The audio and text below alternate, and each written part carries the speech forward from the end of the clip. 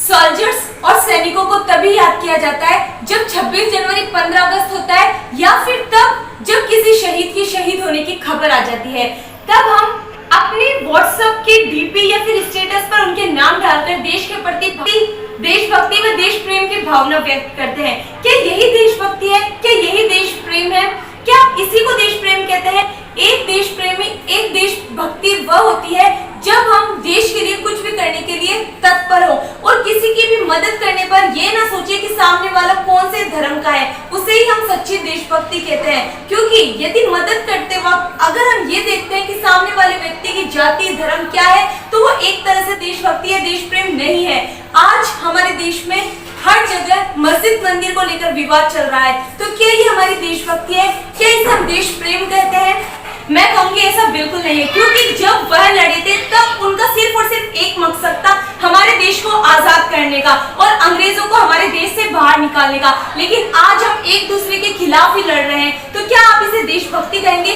क्या हम सही मायने में आजाद हैं? मैं कहूंगी बिल्कुल नहीं, क्योंकि आज में हम बहुत ज्यादा गुलामी कर रहे हैं हर चीज की। आज हर व्यापार में भ्रष्टाचार हो रहा है, एक दूसरे के प्रति ही समझौता हो रहा है। तो ये किस तरह की आजादी है? क्या हमारे जीने का मकसद यही है? और क्या हम इस आजादी का पूरी तरह से फायदा उठा रहे हैं? और क्या हम सही तरह से जी रहे हैं? अगर जीने का सही तरीका सीखना है तो वो फौजियों से सीखे, क्योंकि जो फौजी होता है वो इस दुनिया पर नहीं बल्कि अपने देश पर मरता है, अपने वतन पर मरता है। फौजियों के अलावा लोग तो इतने मतलबी हो गए हैं कि वो सिर्फ और सिर्फ अपने भले की सोचते हैं और चंद कागज के टुकड़ों के लिए अपने देश को बेच देते हैं, देश के साथ गद्दारी करते हैं। लेकिन फौजी तो वो होता है जो अपने सीने पे गोली खाता है, वो ये नहीं सोचता कि इसके बाद मेरे परिवार का क्या होगा। बस वो तो सरहद पर अपनी जान की कुर्बानी हंसते हंसते दे देता है।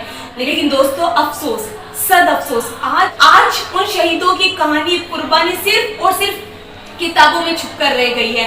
आजकल की युवा पीढ़ी जो देश का भविष्य है, उन शहीदों के नामों को भूल चुके हैं, उन शहीदों की कुर्बानियों को भूल चुके हैं, उन शहीदों के बलिदानों को भूल चुकी है। आजकल की युवा पीढ़ी जो देश का भविष्य है, वो देश की सेवा के लिए आगे आने से कतराती है। हम ये भूलते जा रहे हैं कि जिन जवानों ने हमारे देश की आजादी के लिए अपने प्राण न्यौछावर कर दिए, वो खुद नहीं सोते ताकि हम सो सके। आज हम उन सभी की रेस्पेक्ट भूल चुके हैं, उन शहीदों को भूल चुके हैं। शहीद आजम सरदार भगत सिंह, सुखदेव, राजगुरु, चंद्रशेखर आजाद और कई नौजवानों ने अंग्रेजी हुकूमत की जड़ें हिला दी और उन्हें भारत छोड़ने के लिए मजबूर कर दिया। भगत सिंह ने कहा था कि जिंदगी तो सिर्फ अपने दम पे जी जाती है, कि जिंदगी तो सिर्फ अपने दम पे जी जाती है। दूसरों के कंधे पर तो सिर्फ जनाजे उठाए जाते हैं, दूसरों के कंधे पर तो सिर्फ जनाजे उठाए जाते हैं। इसी एक सुरमे ने देश को ये बताया कि आजादी हाथ फैलाने से नहीं मिलेगी, बल्कि अंग्रेजों से जबरदस्ती हासिल करनी पड़ेगी। लेकिन दोस्तों एक और बात का अफसोस है मुझे कि आज जिन माओ ने अपने बेटे इस देश के लिए कुर्बान कर दिए, उन्हें वो रेस्पेक्ट नहीं मिलती जिनकी वो हकदार हैं। जिन माओ ने अपने बेटे देश के लिए इस वजह से कुर्बान कर दिए कि उन्हें रेस्पेक्ट मिलेगी, ये देश उनको अपना समझेगा, लेकिन ये देश उनको कब अपनाएगा, कब शहीदों के परिवारों को उनकी असली रेस्पेक्ट देगा। क्योंकि दोस्तों वतन के वास्ते जो अपनी जान की बाजी तक लुटाए, गोलियों के हर वो वार सीने पे अपनी जो खाए, वो टुकड़े थे अपनी अपनी माओ के लाडले, वो टुकड़े थे अपनी अपनी माओ के लाडले। देश हित के वास्ते वो जवानियां लुटा चले, सलाम उन जवानों को जो देश के लिए मर मिटे। कभी तो शहीदों की याद में आंसू को बहाया करो, अपने दिल में शहीदों की यादों को सजाया करो। आज रोता है जमाना महबूब के लिए, आज रोता है जमाना महबूब के लिए।